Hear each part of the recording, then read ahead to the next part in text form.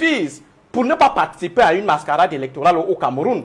Parce qu'on vous dit, à Mondo Vision, Monsieur le Président, ça c'est, je reprends d'une manière ou d'une autre les propos de l'avocat d'une institution qui devrait garder toute sa neutralité, l'avocat principal de Elekam. Il a dit au président du Conseil constitutionnel, pourtant il devait garder toute sa neutralité, expliquer juste pourquoi Elekam a rejeté la candidature du Malidem. Mais il est allé plus loin. Il a dit, Monsieur le Président, n'ayez pas pitié de Kamto. N'ayez pas peur d'eux. J'entends les choses se dire sur les réseaux sociaux, président de ceci et cela, il n'y aura rien. Et il a dit, ils ne nous feront absolument rien. Il faut prendre ce type de parole en considération. Ça veut dire que les gens vous disent, nous on fait toujours comme ça, rien ne nous arrive. Alors, est-ce que le professeur Maurice Kamto va donc gérer la pression de ces personnes qui savent pertinemment que le jeu est faussé d'avance? Ça devient donc très compliqué pour le professeur. Donc, pour vous faire comprendre que, en fait, quel que soit le choix qui sera fait, il y aura des incidences. Et dans ce type de situation, qu'est-ce qu'on fait? On cherche le moindre mal. Quel est le choix qui va entamer moins le RDPC ou qui va entamer moins l'honorabilité ou la crédibilité du professeur Maurice Kamto? Et je crois qu'il est suffisamment sage pour pouvoir se prononcer. Il a ses cadres, ils vont se prononcer. Maintenant, pour chuter M. Duval Fangwa, il faut dire que nous autres, en tant qu'acteurs de la société civile, sommes parfois interpellés par les différents acteurs, concrètement à ce que certains pensent que nous roulons pour tel patron, nous roulons pour tel autre. Nous avons discuté. Parce qu'il faut suivre la dynamique. Parfois, il faut suivre la dynamique. C'est juste à la réelle politique. Il faut suivre la dynamique populaire. Alors, lorsque les gens vous mettent en avant l'idée de soutenir un candidat du Nord, à condition que l'émiettement soit atténué, ou alors qu'on balaie l'émiettement, ça veut dire la coalition. À ce moment précis, qu'est-ce que vous faites? La semaine dernière, j'ai rencontré le président Bello de l'UNDP. J'ai rencontré le président Issa Chiroma. Le discours est simple. Pour la tendance qui aimerait apporter le soutien au Nord, pas à eux deux, parce que je leur ai fait savoir que ce n'est pas à eux deux là. C'est au Nord, ça veut dire dans la redéfinition de la polarisation du jeu, qui concerne désormais les blocs ethno-régionaux. Je leur ai fait savoir qu'actuellement, les Camerounais qui pensent qu'on doit s'accrocher sur le diable sont dans une situation d'étole d'une maison qui devrait être enlevée, même si après, il va pleuvoir sur nous. Ça veut dire qu'on enlève d'abord Paul Biya. Même si après sur nous, on enlève d'abord la tôle qu'on appelle Paul Biya. Après, on va chercher une nouvelle tôle. Et ils sont face à leurs responsabilités.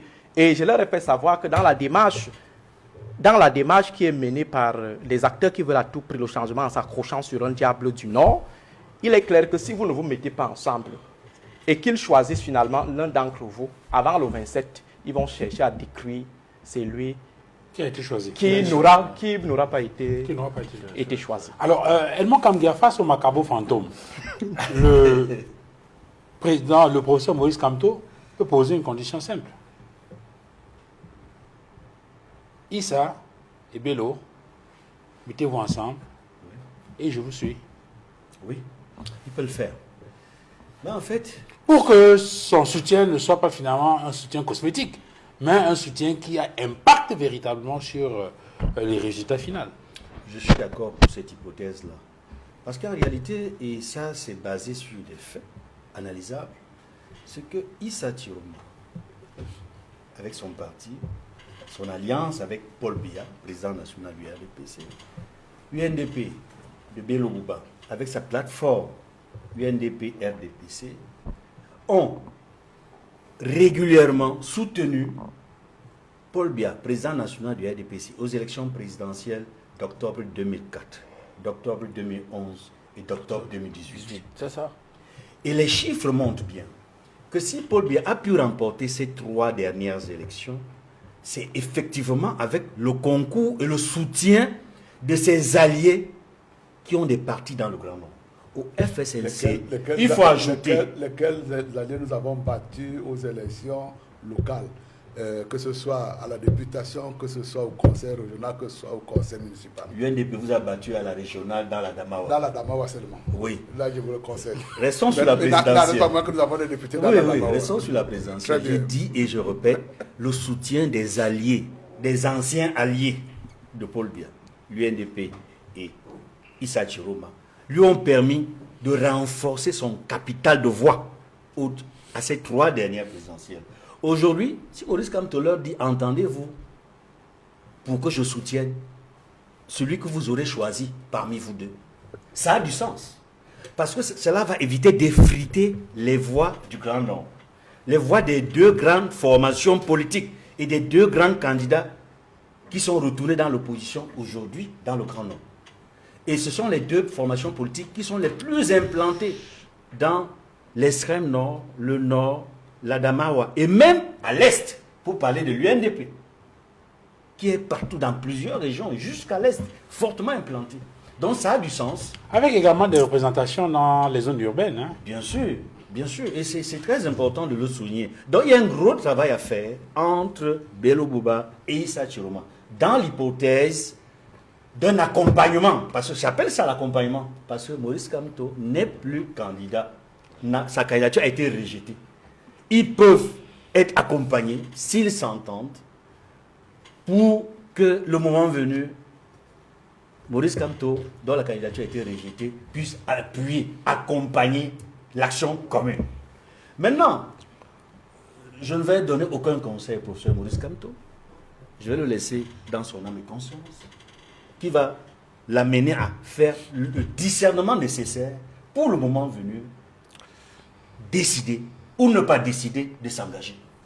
Par contre, je vais revenir sur un autre aspect qu'on n'a pas évoqué ici, mais que j'ai déjà eu à évoquer, à développer dans les émissions précédentes, toujours sur les questions de coalition ou sur les questions concernant les possibilités, les hypothèses pour l'opposition d'avoir les éléments nécessaires pour gagner une élection présidentielle. Je vais prendre une actualité récente dans un pays ami qu'on appelle le Sénégal. Je l'ai déjà évoqué ici, mais c'est important de le dire. Au Sénégal, l'élection présidentielle, c'est au scrutin majoritaire à 2 tours. Mais les faits de la présidentielle du 24 mars 2024 nous montrent que Bachirou Diomaye Faye a remporté les élections dès le premier tour avec 54,28%, c'est-à-dire à la majorité absolue. Alors que le candidat du parti au pouvoir, le Premier ministre Amadou Ba, qui a fait sa campagne avec le président Macky Sall, qui était alors en fonction, n'a pas pu remporter face à Diomaye Faye. C'est pour montrer l'élément important et qu'il faut suffisamment distiller dans l'opposition camerounaise. La coalition avec le peuple. Quand le peuple est avec vous, quand le peuple voit le travail que vous faites, si vous retournez en arrière, vous voyez un peu le travail qu'a fait le PASTEF au Sénégal, avant la présidentielle. Les conditions dans lesquelles ils ont travaillé, dans le cadre des forces du changement, jusqu'à être même arrêtés, jetés en prison. Rappelez-vous, ils entrent en campagne, ils sortent à peine de prison quand ils entrent en campagne, Ousmane Sonko et Diomaye Faye, pour remporter cette élection. Il est accompagné, Diomaye Faye, dans cette élection présidentielle par Ousmane Sonko, dont la candidature a été rejetée. Ils ont trouvé une astuce là-bas pour invalider sa candidature. Mais parce que le peuple soutenait le projet du PASTEF que dirige Ousmane Sonko, et quand Ousmane Sonko a dit, dans la campagne, il a utilisé un slogan, Diomaye Faye. Ousmane Sonko, c'est Diomaye Faye. Ousmane Sonko, c'est Diomaye Faye. Et c'est ainsi que le peuple, qui n'est pas idiot, le peuple est conscient. Voilà une élection présidentielle à 2 tours, mais ils n'ont pas eu besoin de 2 tours. Au premier tour, ils gagnent à la majorité absolue. Parce que là-bas, la coalition, c'était avec le peuple. Ils n'ont pas eu besoin d'une coalition de plusieurs formations politiques. Ils ont eu une coalition avec le peuple, soutenue, agrégée par d'autres formations. D'ailleurs, qu'il y avait plusieurs partis politiques. Oui, exact. Il y a tout à fait. 12. Tout à fait. Il y avait 19 partis politiques. Exact. Moi, j'ai les résultats sous la main. Merci. Il y a eu, dans la présidentielle sénégalaise 2024, j'ai là 19 candidats. Je peux vous citer l'essentiel des chiffres pour les 4 premiers candidats, parce qu'après les 4 premiers candidats, celui qui est en 5e position a 0,090. Donc, on a donc Bassirou Diomaye Faye du PASTEF, 54,28%, majorité absolue, premier tour. On a Madouba du parti au pouvoir, 35,79%. Ça, c'est... Comment je vais dire? Nous avons le troisième, Aliou Mamadou Dia, 2,80%. Le quatrième, Khalifa Sall, qu'on connaît bien, 1,56%. Du 5e jusqu'au 19e, ce sont les résultats de 0,09%, 0,5%, ainsi de suite. Pour dire, malgré le nombre très élevé de candidats, nous sommes à 12 candidats au Cameroun, 12. Au Sénégal, c'était 19. Mais il a remporté au premier tour. C'est tout. Dans un scrutin qui est Autrement dit, la coalition de l'opposition n'est pas la panacée. Non, je voulais La coalition, Non. la coalition de plusieurs formations politiques n'est pas la panacée. Pour l'alternance. Il faut l'alternance et d'abord la coalition avec le peuple. Le peuple doit se reconnaître en le candidat qui a été choisi. C'est pour cela que je suis revenu sur la dynamique de 1992 pour dire qu'il faut un candidat qui a un certain nombre de qualités, qui s'entend avec d'autres candidats sur un programme minimum accepté, convenu par tout le monde et qui est soutenu par une dynamique qui n'est pas seulement les forces politiques, qui est aussi la société civile, des personnalités, des idées d'opinion qui comptent dans l'opinion. Ok. Oui. Honorable Béli Djebeli, sur la question, est-ce que Maurice Kamto est obligé de donner un mot d'ordre, une consigne de vote pour cette élection présidentielle? Si oui, dans quelles conditions? Non, excusez-moi, Maurice Kamto n'est pas obligé de donner le mot d'ordre. Maurice Kamto peut rester silencieux comme il est resté silencieux lors des élections législatives.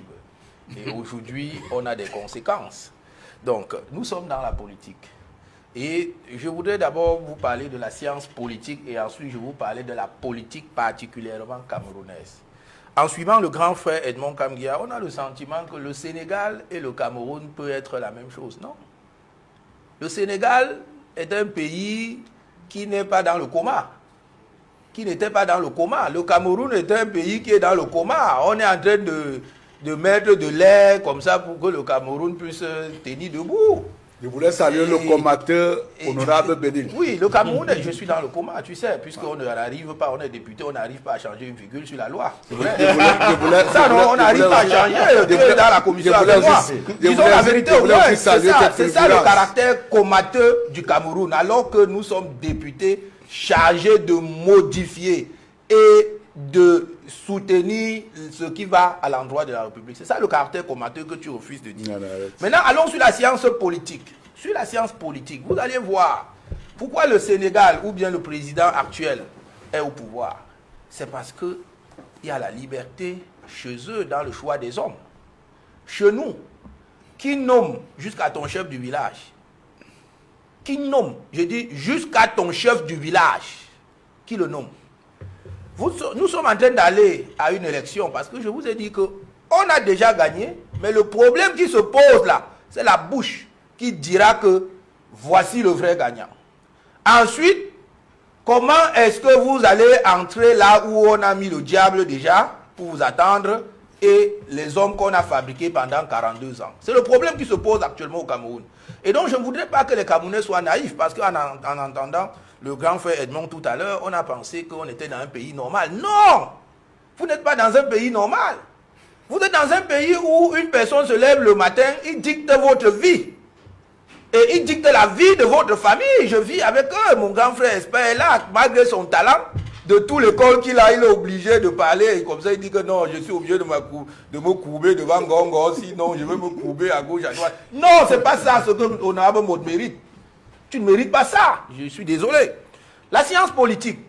Le monsieur avec qui nous allons compétir, il nomme celui qui va dire l'élection. Celui qui va désigner que celui qui a dit que Maurice Kamto ne sera pas là. C'est lui qui le nomme. Et c'est lui qui lui dit ce qu'il va dire. Ça, vous ne pouvez pas me prouver le contraire. La preuve, on a vu le 5 octobre ce qu'on appelle la magie juridique. Le 5 août. C'est-à-dire le 5 août. La magie juridique. C'est-à-dire qu'aujourd'hui, on est au SDF. Vous vous levez le matin, me dit que je suis désormais celui qui doit concurrencer Joshua aussi.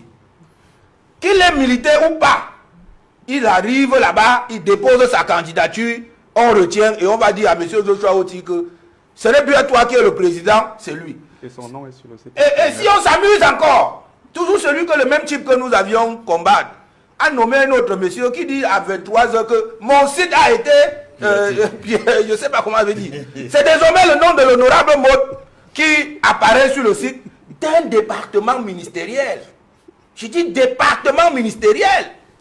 Et ce même site va à la télé, il dit que si vous vous amusez, je creuse le trou, quand tu entres, je cimente. Il parle comme ça des gens qu'on a chargés qui gouvernent. Hein.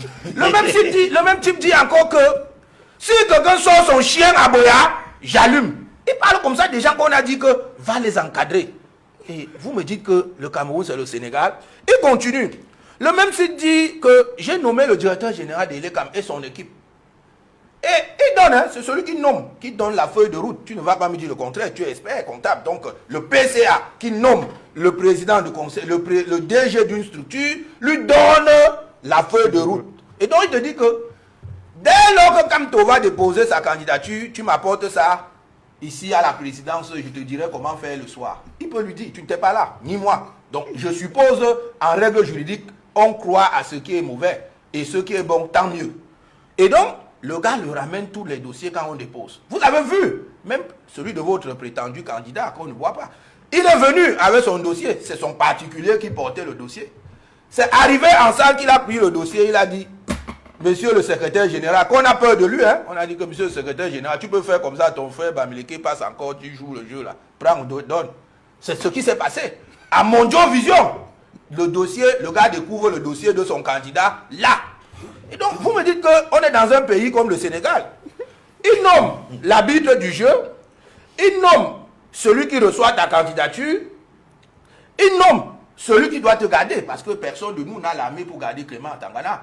C'est-à-dire que le jour qu'il décide que c'est Joshua aussi qui est candidat, la même personne peut dire à l'armée, quittez-la. Clément Tangana sera reversé au verdict populaire. Personne ne va le garder, sauf si nous faisons comme en Côte d'Ivoire où Ouattara avait aussi ses hommes demain. Malheureusement, nous n'avions pas. C'est ce qui s'est passé. Et donc, la même personne, parce que je prends... Où il arrive à quelle conclusion? Non, j'y arrive, parce que lui... La conclusion à laquelle l'honorable Maud a dit que... Je prends moi ces mots. Il a dit, le Cameroun est un pays de théâtre. C'est lui qui a dit. Moi, j'ai dit ça. C'est ce qu'il a dit. Le Cameroun est un pays de théâtre. Nous d'abord, on va revenir. C'est un pays... Il a dit le théâtre pour qualifier l'opposition du théâtre. Oui, on appelle ça. Exact. C'est-à-dire que c'est ça le... Il y a des théâtres joués par les artistes de... Ok. Et je voudrais donc vous dire que... Je voudrais vous dire... Et je regarde droit dans les yeux pour dire aux Camerounais qu'il y a des candidats que nous n'écoutons pas. Jouez vos films. Nous n'écoutons pas. Nous avons été, même en tant que députés, molestés. Et entre-temps, ceux-là buvaient du champagne. Je dis ici, moi j'ai à peu près 4 partis que je peux écouter.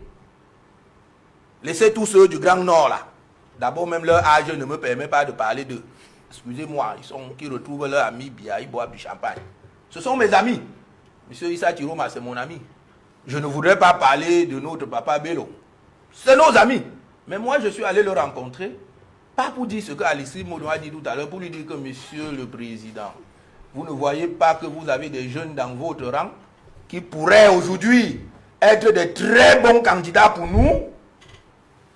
Vous avez combattu quand nous n'étions pas nés. Aujourd'hui, on est devenus députés. Vous continuez toujours à combattre. Pourquoi? Vous et moi, vous étiez en commission, il était 2h du matin. Quand le ministre d'État Bello est venu, je lui ai dit, monsieur le ministre, nous admirons tout le travail que vous avez fait, mais il est temps de passer la main. Ne faites pas l'exemple de votre ami, parce que c'est votre ami. Vous savez, Norabo, c'est mon ami. Il y aura des moments où il peut me dire tais-toi et me taire parce que c'est mon ami. Ça, je ne peux pas dire que ce n'est pas mon ami. Mais dans les discussions, puisque je mange avec l'honorable Moka, on est en commission, je me dois de lui dire la vérité. Donc, retirons d'abord les 2 candidats du Grand Nord, même ne serait-ce que par le critère de leur âge, parce qu'ils ne peuvent pas faire mieux que celui qui est là. Je ne parle pas de... Oh, ne me coupe pas, s'il te plaît. Lorsque tu as fini de le retirer, je vous dis que le moindre mal, non, on ne peut pas dire qu'on va donner au moindre mal. Il y a des gens qui vont gagner l'élection, comme il a dit tout à l'heure. La science politique, si le RDPC n'a pas peur, nous avons, et là je soutiens mon collègue l'honorable Koupit, qui a déposé une proposition de loi sur le code électoral. Pendant 7 ans, l'Union pour le changement, nous avons tenu des réunions pour dire que le code électoral n'est pas bon. Est-ce que vous avez bougé d'un petit doigt? On a demandé, là-dedans, il y a l'élection à 2 tours. Si le président de la République, parce que vous avez cité 19 partis politiques qui sont allés aux élections, une personne a gagné directement au premier tour. Et aujourd'hui, on est en train de parler de la coalition comme mode. Et je voudrais vous dire, le peuple ne peut pas, même si le peuple est naïf, moi je ne suis pas naïf politiquement, parce que c'est comme ça. On oublie le vrai débat. On est en train de vouloir dire, oh voilà ceux-là, ils ont été incapables de se mettre ensemble pour gagner. Et on fait oublier le vrai débat. Il y a un seul débat aujourd'hui. Tous contre le RDPC. Très bien. Alors, je termine, dis-moi, pourquoi vous n'oubliez pas? Vous allez donner la parole pour qu'il puisse voir. Il faudra terminer. Laissez que je vous dise ce qui va se 10 secondes. Oui, je finis. Je finis. Lorsque vous allez arriver à ce que le candidat qui va gagner, et que je souhaite que ça soit notre candidat, nous avions travaillé sur ça, comment est-ce qu'il va arriver à tout dire? C'est le problème. Comment est-ce qu'il arrive? Qui va prononcer? Vous voyez aujourd'hui, Monsieur Clément Atanga, comme quelqu'un qui peut dire que celui-là, quand j'étais en retraite, je croyais que ma part est finie, il m'a réhabilité. Je vais pouvoir dire qu'il n'a pas gagné. Avec ce que vous avez vu là faire à Kamto, il pourra dire ça. Il faut réfléchir autrement. Il n'a rien fait à Kamto. Ah, il n'a rien fait. C'est le droit, ça. Très bien. Alors, honorable Samuel, je voudrais qu'on évoque à présent la préparation. Un mot, la pré-campagne électorale, comment elle va? Est-ce que vous la sentez, cette campagne électorale?